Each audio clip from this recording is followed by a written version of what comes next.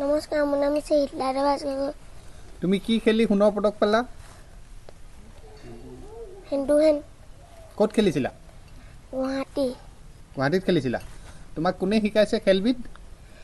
Shashank sir. মোৰ নাম শ্ৰীমতী মনালিছা মুনিমী গগৈ। কি খেলিবলৈ গৈছিলা তুমি? মই জিমনাষ্টিক খেলিবলৈ গৈছিলোঁ। গুৱাহাটীত খেলিবলৈ গৈছিলা? অঁ, মই বিম আৰু ফ্ল'ৰ ইভেণ্ট কৰিছিলোঁ। তাত মই সোণৰ পদক পাবলৈ সক্ষম হৈছোঁ। মোক সেই বুলি বৰ মনটো ভাল লাগিছে।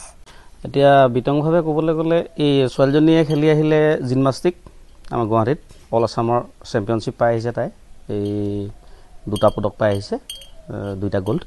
তাৰপৰা এই ল'ৰাই গৈ all Assam inter club hand to hand fighting তাত খেলি ইও 2জন খেলুৱৈক ধৰাশায়ী কৰি সোণৰ পদক পাবলৈ সক্ষম হৈছে।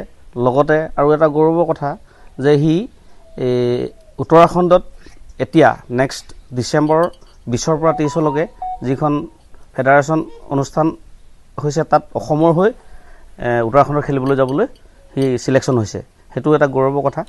এই আমাৰ পালেঙি গডজিলা একাডেমি তাতে আজি 5 মাহ ধৰি প্ৰেক্টিছ কৰি আছে। ছোৱালীয়ে আজি 4 বছৰ হ'ল, 2001ৰ পৰা শিৱসাগৰ এই কাষ্টৱ গগৈ তেওঁৰ তত্বাৱধানত তেওঁ ক্লাছ কৰি ইমানখিনি পাবলৈ সক্ষম হৈছে।